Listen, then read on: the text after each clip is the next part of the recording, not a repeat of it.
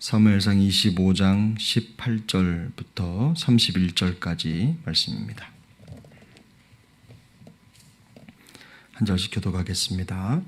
아비가일이 급히 떡 200덩이와 포도주 2 가죽 부대와 잡아서 요리한 양 5마리와 볶은 곡식 5세아와 건포도 100송이와 무화과 뭉치 200개를 가져다가 나귀들에게 싣고 소년들에게 이르되 나를 앞서가라, 나는 너희 뒤에 가리라 하고 그의 남편 나발에게는 말하지 아니하니라.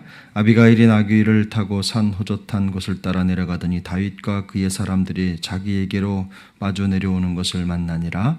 다윗이 이미 말하기를 내가 이 자소의 그 모든 것을 하나도 손실이 없게 한 것이 진실로 하사라.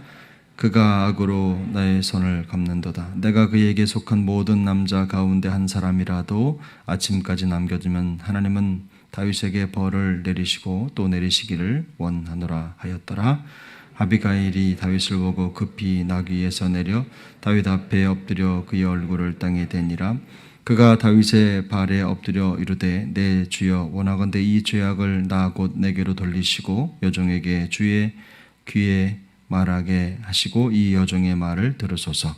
원하옵나니 내 주는 이 불량한 사람 나발을 개의치 마옵소서.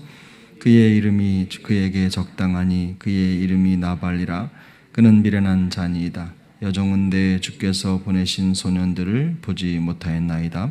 내 주여 여호와께서 살아계심을 두고 맹세하노니 내 주도 살아계시거니와 내 주의 손으로 피를 흘려 친히 보복하시는 일을 여호와께서 막으셨으니 내 주의 원수들과 내 주를 해하려 하는 자들은 나발과 같이 되기를 원하나이다. 여종이 내 주께 가져온 이 예물을 내 주를 따르는 이 소년들에게 주게 하시고 주의 여종의 허물을 용서하여 주옵소서. 여호와께서 반드시 내 주를 위하여 든든한 집을 세우시리니 이는 내 주께서 여호와의 싸움을 싸우시며 내 주의 일생에 내 주에게서 악한 일을 찾을 수 없음이니이다. 사람이 일어나서 내 주를 쫓아 내 주의 생명을 찾을지라도 내 주의 생명은 내 주의 하나님 여호와와 함께 생명사계 속에 쌓였을 것이요 내 주의 연수들의 생명은 물매로 던지듯 여호와께서 그것을 던지시리이다.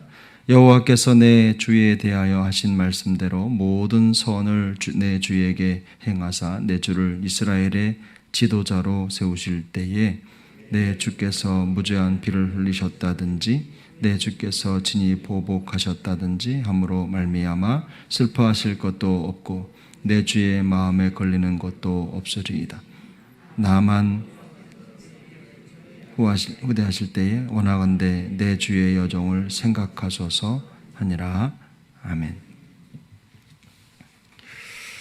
오늘 본문 말씀은 굉장히 깁니다마는 기본적으로 나발과 아비가일 그리고 다윗이라고 하는 인물 사이에서 일어나고 있는 일을 정리하고 있습니다. 오늘은 특별히 아비가일은 나발의 아내입니다. 총명하고 지혜로운 여인으로 아름답고 현숙한 여인으로 성경이 표현하고 있는데 이 아비가일이 화가 난 다윗을 가로막아 서서 그로 하여금 나발을 죽이러 가는 그 일을 행하지 않도록 하고 그리고 결국에는 오늘 내일 본문에 나오겠지만 하나님께서 자기를 향해 세워두신 계획을 다시 볼 수 있도록 시선을 돌리게 하는 그런 장면이 오늘 본문입니다. 본문의 내용은 대략 아비가일이 다윗을 막아서서 다윗의 그 발길을 돌립니다. 설득의 과정이 담겨져 있는 본문인데요. 이 설득의 과정을 가만히 들여다보면 아비가일이 굉장히 치밀하고 그리고 뿐만 아니라 이 다윗의 상황에 대해서도 잘 알고 있는 사람이라는 것을 우리가 짐작할 수가 있습니다. 분노한 다윗을 설득하는 아비가일의 모습을 가만히 들여다보면 정말 말도 잘할 뿐만 아니라 상황과 또 상대방을 읽어내는 능력이 탁월하다라는 걸 알 수가 있습니다. 오늘 본문을 가만히 보면 이 아비가일이 다윗에게 말할 때에 주여라는 말을 무려 27번이나 사용합니다. 그래서 다윗이 누구인지를 일깨워주는 겁니다.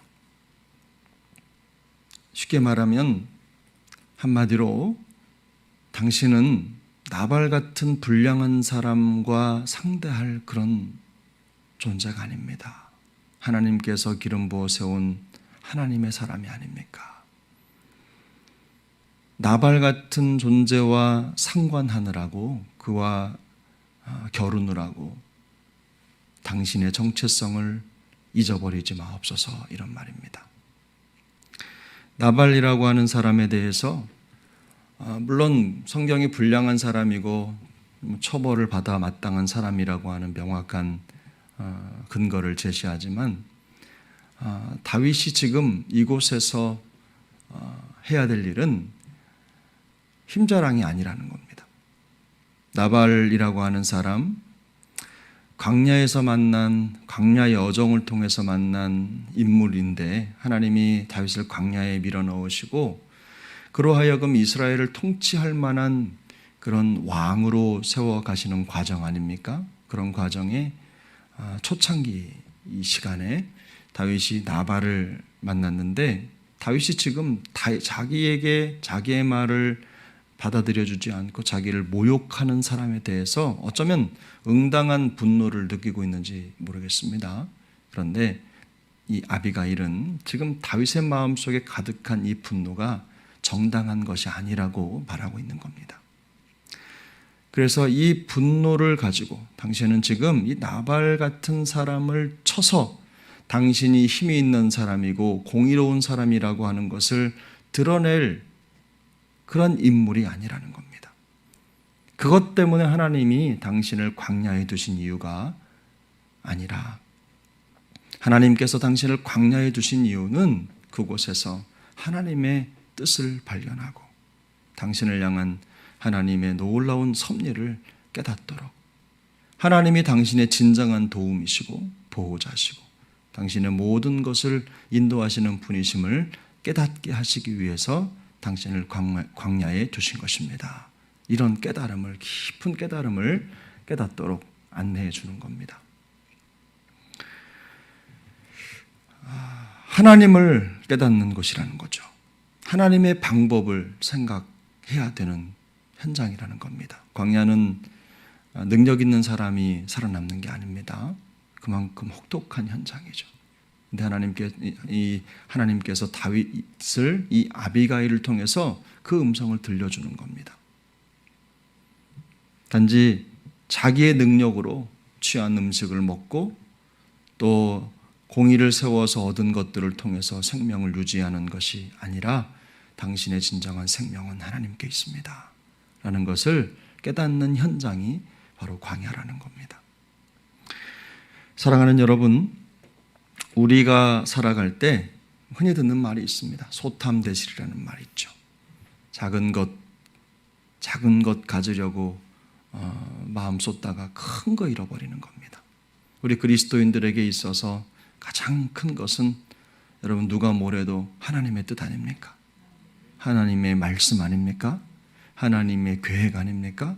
우리를 향한 하나님의 그 변함없는 계획, 그것을 마음속에 생각해야 되는 것이고 그리고 또 그것을 발견해 가는 것이 우리의 삶이 되어야 될 줄로 믿습니다. 우리가 이런 일에 좀 다윗은 지금 감정에 삼킴을 당한 겁니다.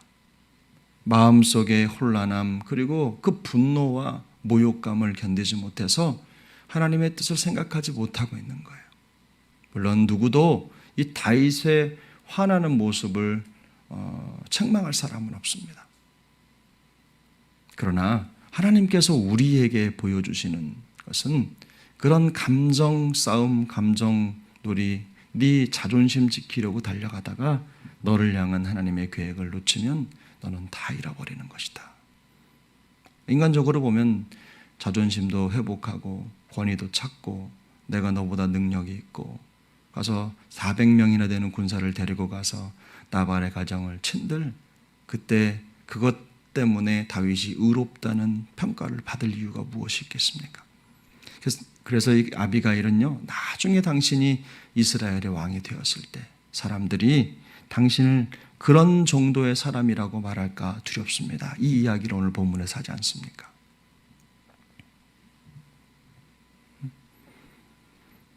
여기 그렇게 말씀하셨죠?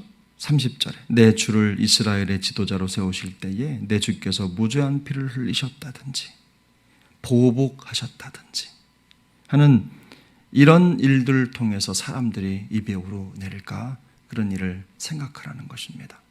사랑하는 여러분, 우리의 감정 또 우리가 어떤 상황에 어려움을 당하면 우리는 다 그걸 갚아주고 싶은 마음이 들지만 그러나 그때 우리를 향한 하나님의 계획 때문에 그 보복의 마음, 분노하는 마음이 그 은혜에 덮일 수 있기를 축복합니다. 오늘도 우리 주님께서 주신 허락한 귀한 삶의 여정을 통해서 우리가 화내고 또 충분히 갚을 수 있을 만한 그런 갚아줘야 하는 것이라고 생각하는 상황일지라도 그 모든 것을 하나님께 맡겨드리고 우리는 하나님의 뜻에 집중하는 그런 은혜의 여정을 이어갈 수 있기를 예수님의 이름으로 축복합니다. 기도하겠습니다.